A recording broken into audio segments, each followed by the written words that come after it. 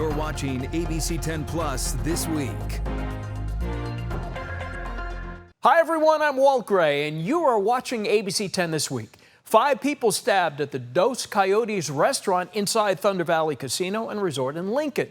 We hear from witnesses and learn the identity of the suspect. Then Stockton candidate Desiree Lynch faces 5 felony charges. What we know about that investigation. And we hit the back roads. John Bartel visits Snoopy's home ice, where hockey players in their 70s and 80s are proving that growing older doesn't have to mean growing up. ABC 10 This Week starts right now. Is 5 stabbing victims, all of it believed to be occurred in the restaurant. 13 Union is there, and we are triaging everyone in the high-stakes hallway. Late news tonight starts with breaking news. 5 people have been stabbed at the Thunder Valley Casino in Lincoln. The suspect is now in custody. Good evening, everyone. Thanks so much for joining us. I'm Chris Thomas. The investigation continues as we speak. And keep in mind, deputies say the stabbing happened around 7 p.m. tonight at a restaurant inside the casino. They responded within minutes. And take a look. Tonight we do have new video of the man deputies say is the suspect as he was taken into custody. They say it appears he knew all 5 of the victims, and at least one of the victims is now in the hospital. ABC 10's Garjpal Sangha is live at the scene tonight. And Garjpal, I understand you had a chance to speak to a witness. What are they saying? Yeah, Chris, they say they were near that restaurant eating when an employee told them to run, and that is when they ran. And right now the investigation continues into exactly what happened here. And earlier we had a few more police vehicles. Right now there's only one that's remaining here near the entrance of the Thunder Valley. Now that suspect is now in custody, but questions remain about what sparked the violence and why 5 people were stabbed inside the casino. What started out as a night at the casino quickly turned into panic. I had heard a scream, and I had made a comment that it looks like somebody won because I heard a bunch of commotion. Jairus Lafholm was having dinner with her son near Dos Coyotes around 7 p.m. And then I heard a scream again, and then I looked, and when I looked, I made eye contact with one of the workers who looked and said, "Run." Lafholm and her son began running, and she says so did the workers. And then she called 911. I haven't run that fast in a long time. The Placer County Sheriff's Office says deputies arrived inside the casino in less than 5 minutes and found 5 stabbing victims. There's just one suspect. That individual is in custody, and there's no current threat right now. The Sheriff's Office says the suspect is a man in his 20s. Investigators believe he knew the victims, but they're still trying to determine their exact relationship and what led to the attack. Our hearts are certainly with the victims who were impacted. Even if these injuries are not life-threatening, this is a terrifying situation for them. And Lafholm says the confusion inside the casino made the experience even more strange. It was the most bizarre thing because it was as if nobody knew anything that was going on except the group that was in the middle of the casino. Mm-hmm. Everybody else just sat there.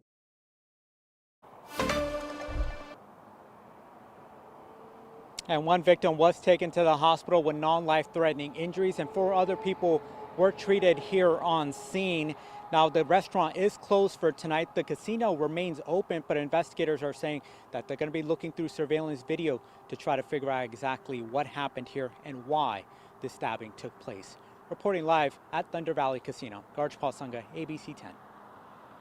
Garjpal, just to be clear, do investigators believe that this suspect is perhaps an employee there at the restaurant or casino?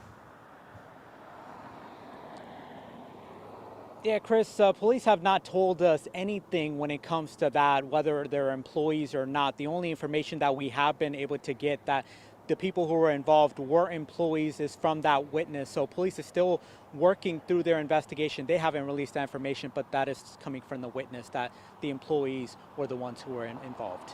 Chris. Okay.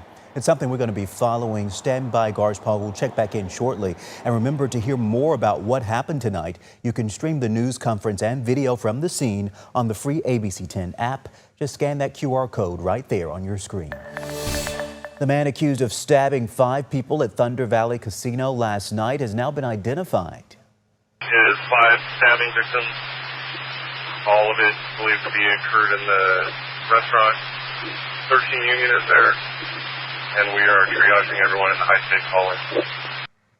We first brought you this story as breaking news last night at 11. Placer County deputies say the suspect is that man on your screen, 22-year-old Joseph Noggle. He's now facing attempted murder charges. Investigators say he knew all of the victims, and one of the victims is now in the hospital. The stabbing happened around 7 p.m. last night at the Dos Coyotes restaurant inside the casino. The suspect will make his first court appearance tomorrow. With a fatal accident, a man has now died and 3 others are injured after being hit by an SUV. It happened on eastbound Highway 50 in Sacramento. CHP says the group was near the 34th Street exit trying to change a tire. They were on the shoulder when they were hit. ABC 10's Roxanne Elias is live tonight with the latest update on the investigation. Roxanne. Chris, this was simply just a group of friends trying to help each other out, but it ended in tragedy here at these exits that you see beside me. And now CHP taking the chance to share with drivers how to keep themselves safe on the roadways while also being mindful of other drivers. In this area of the roadway, eastbound on Highway 50, west of 34th Street, a group of men stopped to change a flat tire Sunday night around 11:30 p.m. Shortly after, someone called 911. At this point, we know that one vehicle struck the pedestrians outside the vehicle, changing the tire. And currently, there's 1 fatality, 2 major injuries, and a complaint of pain with a 4th party. CHP Sergeant Keith Nguyen says 2 cars were parked off the shoulder in the median near exit 7 when they were hit. He says one had a flat tire and they had called some friends or co-workers who parked behind them to assist.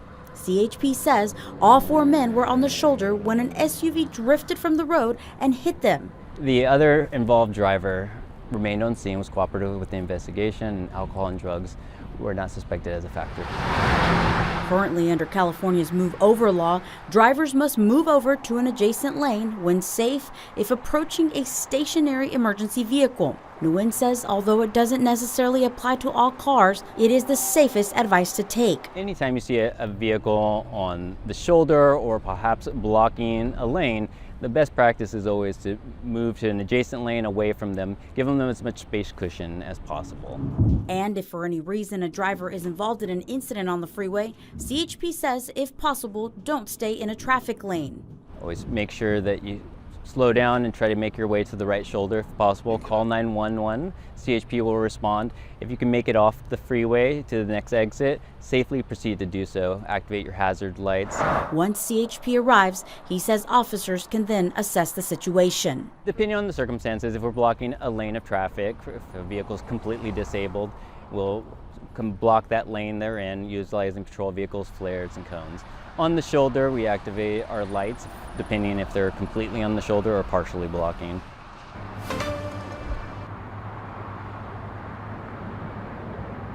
The person who died has yet to be identified. We're still trying to learn if it was the driver in this incident or if it was one of his friends who died, one of the friends that was helping the driver who died. We're still waiting to learn those details. I'm live in South Sacramento. Roxanne Elias, ABC 10.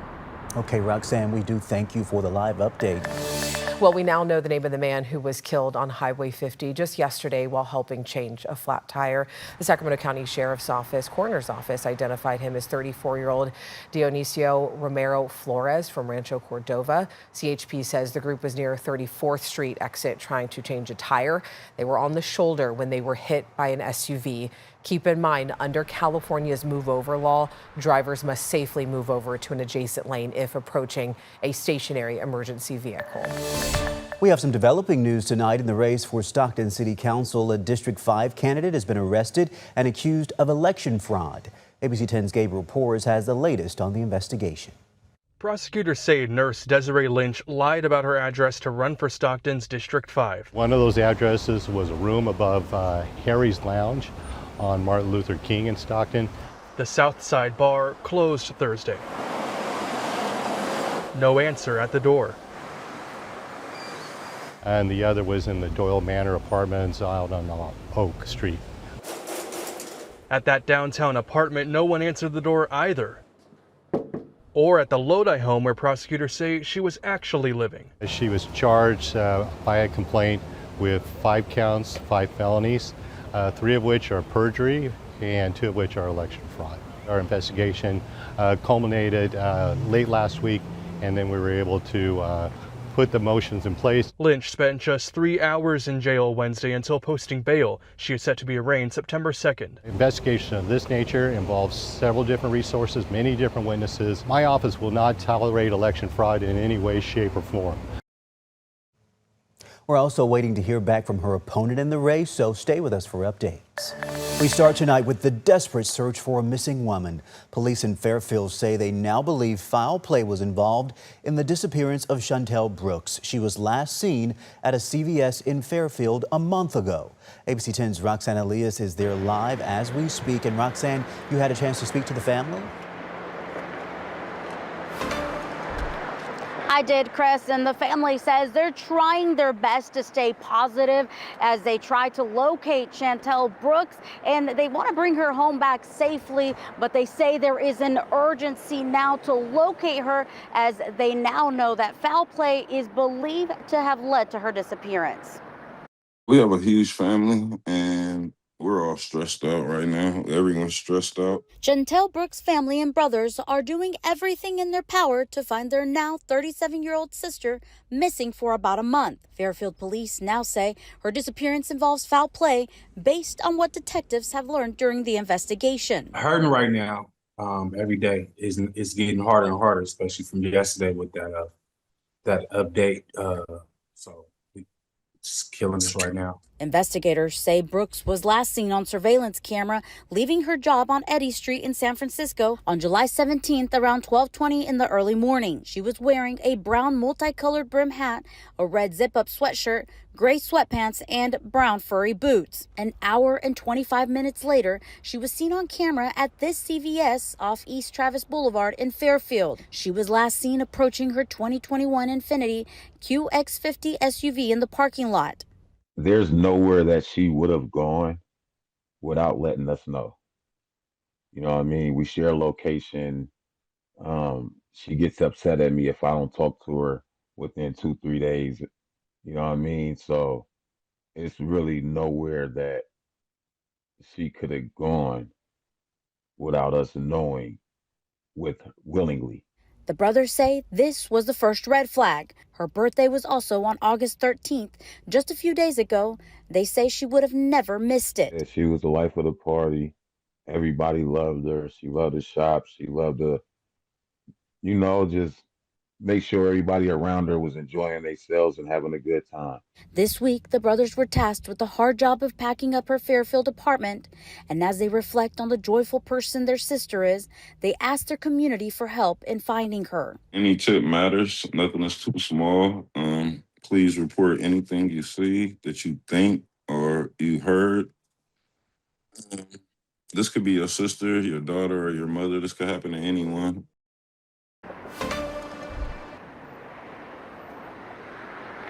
The family says their biggest priority right now is just getting the word out there, and they're thankful to everyone in the community near and far who has shared those photos, those posts.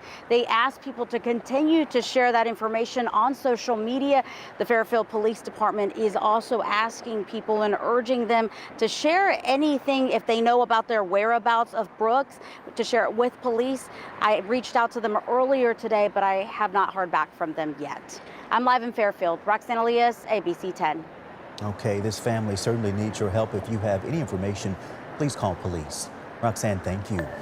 An unannounced visit by ICE at 2 Sacramento locations is now getting the attention of U.S. Senators Adam Schiff and Alex Padilla. Thank you so much for joining us on To the Point. I'm Alex Bell. They are demanding answers about why agents showed up and what happened inside. It is a story that we are continuing to cover. I'm going to hand things off to ABC 10's Jeannie Nguyen, who is back again with an update. Well, Alex, Senators Adam Schiff and Alex Padilla's offices confirmed they want answers about why ICE showed up at a Natomas law firm and a nonprofit. The CEO of WIN Youth Services tells me Schiff's office also reached out to her this morning, as these 2 separate ICE visits in Sacramento are drawing federal and local attention. Sacramento City Council member Lisa Kaplan is calling on the administration to stop. Every business, every person has a right to feel safe in their place of business. Sacramento City Council member Lisa Kaplan says she was angry upon hearing ICE agents showed up unannounced and without a warrant to the Morris Law Group in Natomas. Last Friday, immigration attorney Raisa Morris told ABC10 ICE agents tried getting access to her business to check if there were any beds for her clients in her office. She turned them away because they did not have a warrant. They could have a list from Washington, D.C. with clients listing this as their mailing address, and at any time, even at 3 a.m., if they were looking for somebody, they could come and break into my building and to look if I had my clients here living in the building. The Department of Homeland Security has a different story. A spokesperson told ABC10 the officers approached an unmarked door during a targeted enforcement operation thinking it was the target address. But upon finding out it was a law firm, they departed the address. I think we need to call lies, lies. That is abuse. It is an attempt to distort, because if you go to that place of business, it is very clearly marked Morris Law Group. This video shows the front of the building clearly identifies it as a law office. ABC10 asked DHS and ICE why officers still engaged with office staff, even though the location clearly showed it as a law firm. We did not receive a response. U.S. Senator Adam Schiff and Alex Padilla's office both confirmed they are going to investigate the visit, as well as the incident at Wind Youth Services. Senator Schiff's office reached out to me this morning. I really appreciate the support and, kind of the concern for our community and the rights of our citizens and the processes that are just completely inappropriate. Last Friday morning, ICE agents showed up to the nonprofit asking for a person who they claim wanted to self-deport. Without a warrant, Miran Hauer says she turned them away. A DHS spokesperson tells ABC10 this person is a, quote, criminal illegal alien from Venezuela charged with trespassing. And officers were attempting to locate him because he indicated he wanted to return to his home country. Even though Howard disagrees with ICE's tactics, she reiterates any agency without a warrant will not get access to her organization. We feel very supported by the, law enforcement, but we also don't share information with them without a warrant. Wind has to be a safe place. We serve youth experiencing homelessness or at risk of experiencing homelessness. And even though Raisa Morris wasn't available for an interview today, she did push back on DHS's statement saying her building is clearly marked. And in order to find the building address, they would have to see the logo and firm name on the building, Alex. All right, Jenny, thank you for the update. And now to a live look across Lake Tahoe tonight. The annual Lake Tahoe Summit was today, and the theme was 30 years of protecting Lake Tahoe.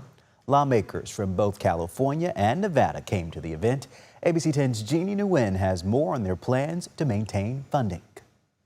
Here at the Tahoe Summit, lawmakers from both sides of the aisle came with common goals in mind, and that's to protect Tahoe for generations to come and to keep funding flowing even under this Trump administration.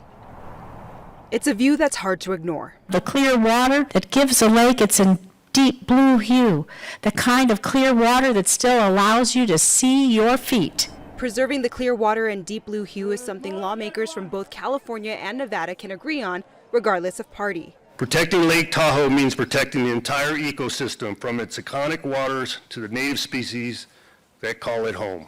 At this year's Tahoe Summit, state and tribal leaders celebrated the last 30 years of investments and resources into the area. Now the water tables are going to start rising, the wetlands area are going to start growing, and we're already looking at possible reimplementation of Lahan Cutthroat Trout. But even with the successes over the past 3 decades, future investments are not promised. Bipartisanship was emphasized during the summit, but Democratic U.S. Senator Alex Padilla could not ignore the threats coming from the Trump administration. And the values that have brought us together for the last 30 years are under strain by an administration that has slashed agency budgets and workforces while attacking fundamental science. But Democratic U.S. Senator Adam Schiff remains confident in fighting for Tahoe. There's a reorganization going on that is concerning thing to a lot of us, that the science offices may be closed, that there may be impacts on firefighting. So we also have to work to make sure that we push back as necessary on those issues. As the only independent on stage, Congressman Kevin Kiley amplified the importance of working together to maintain Tahoe's charm. Tahoe is a perfect example. Spanning 2 states, numerous overlapping jurisdictions, board members appointed by Republican and Democrat governors by red and blue counties. Just look at the diversity of viewpoints among the speakers today. In Incline Village, Jeannie Nguyen, ABC 10.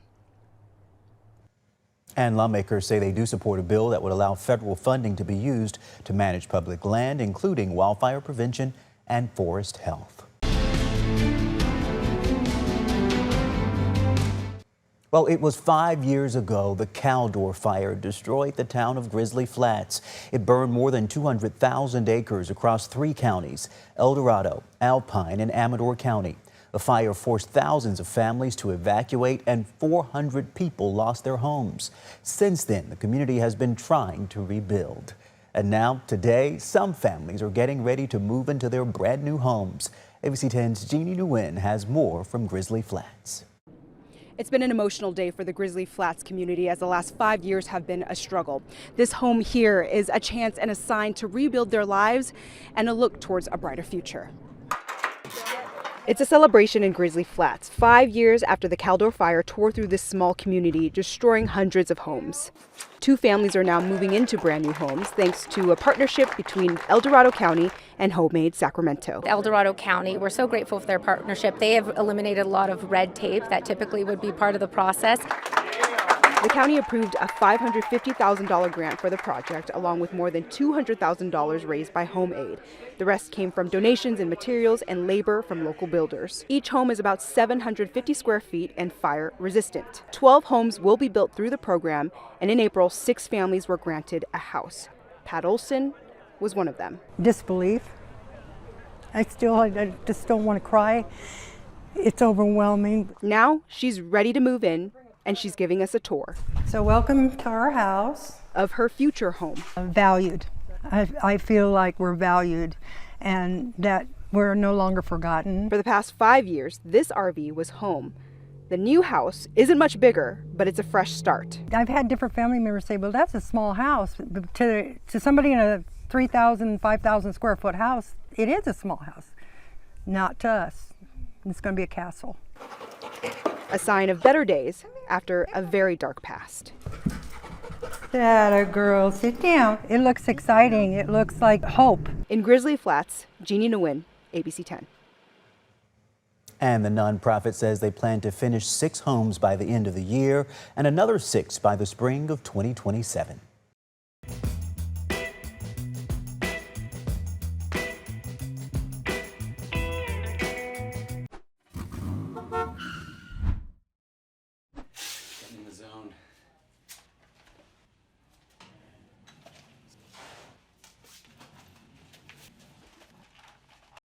At Snoopy's home ice in Santa Rosa, the players may move a little slower than they used to. But once the puck drops,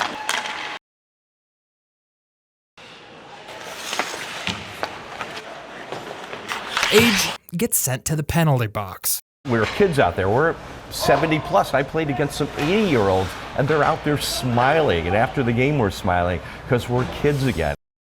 If you know Snoopy, you know he always dreamed of playing hockey. And as it turned out, so did the man who created him.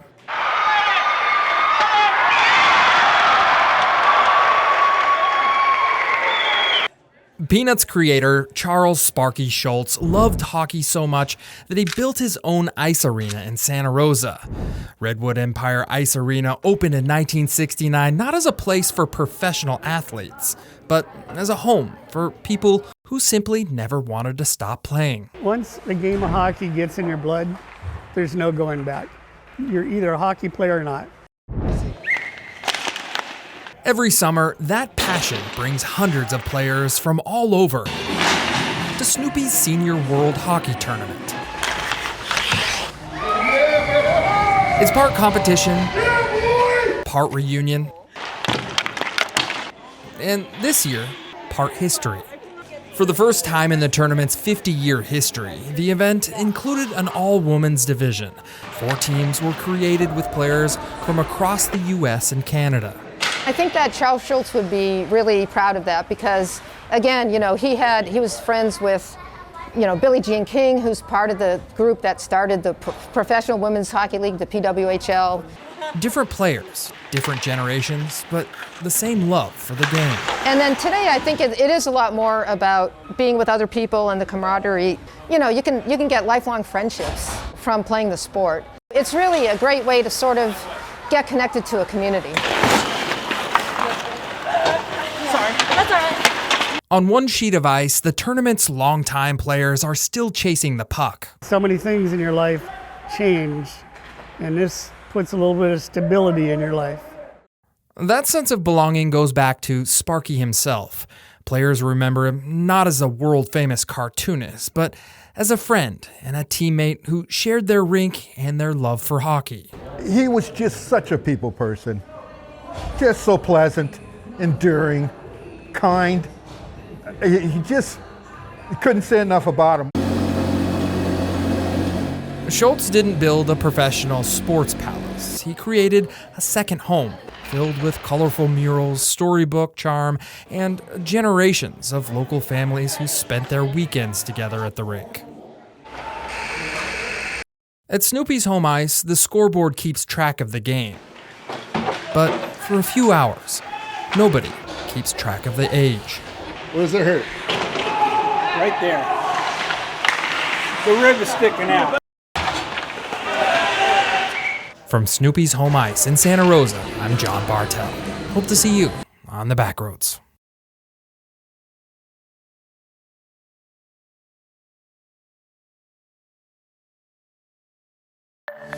And thank you for watching ABC 10 this week. We're here 24/7 on the free ABC 10 TV streaming app. You can get your local news and weather anytime, anywhere. I'm Walt Gray. Take care. We'll see you next time. And remember, the ABC 10 Weather Impact team is always here for you 24/7. Get the latest conditions anytime with our live 24/7 radar on our free TV streaming app. Just scan the QR code for easy instructions to download the ABC 10 app wherever you stream ABC 10.